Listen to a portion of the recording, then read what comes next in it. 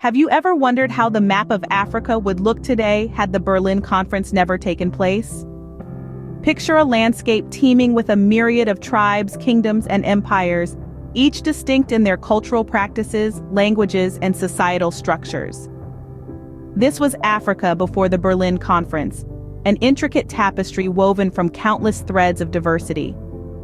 From the powerful Ashanti Empire in the west, with their intricate political structures and formidable military, to the prosperous Swahili city-states in the east, renowned for their trade in gold, ivory, and spices.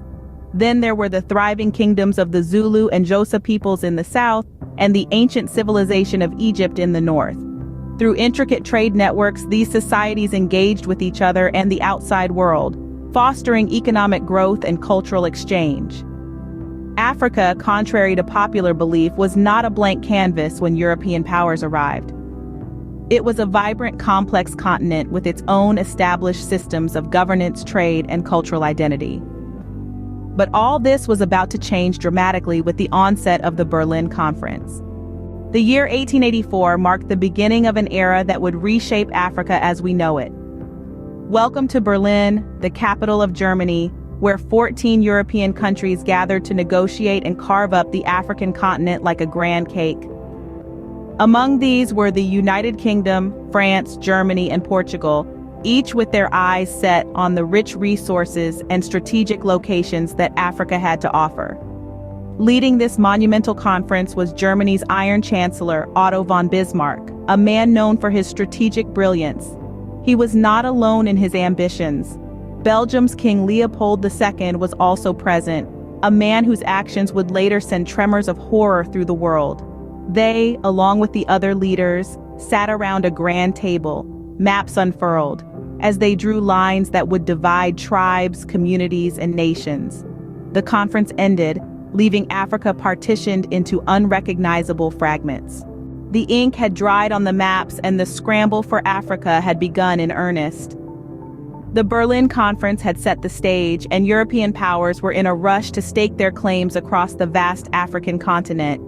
From the shores of the Mediterranean to the tip of the Cape of Good Hope, the drumbeat of colonial rule echoed across the lands. African societies, with their rich tapestry of cultures, languages, and traditions, faced disruption on an unprecedented scale. The imposition of foreign rule brought about a seismic shift in their way of life. European powers, with their insatiable appetite for resources, exploited the African lands, stripping them of their natural wealth. But amidst the iron grip of colonialism, resistance movements began to emerge.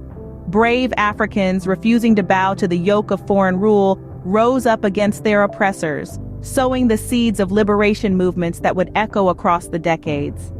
Africa was forever altered, its destiny redirected by the stroke of a pen in a far-off European city. The echoes of the Berlin Conference reverberate even today in post-colonial Africa. The conference's legacy is palpable in the arbitrary borders that slice through ethnic groups, creating a patchwork of nations often at odds with one another. These borders, drawn with little regard for the complex tapestry of African cultures and ethnicities, have fueled ongoing ethnic conflicts that persist to this day. The economic challenges, too, are a direct fallout of the colonial era.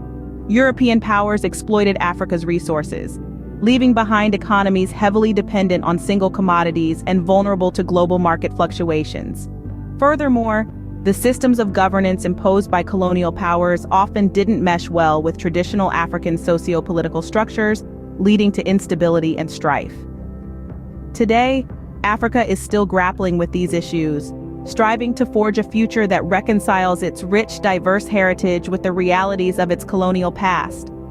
The Berlin Conference, a landmark event in history, continues to shape the narrative of Africa, reminding us that the past is never really past.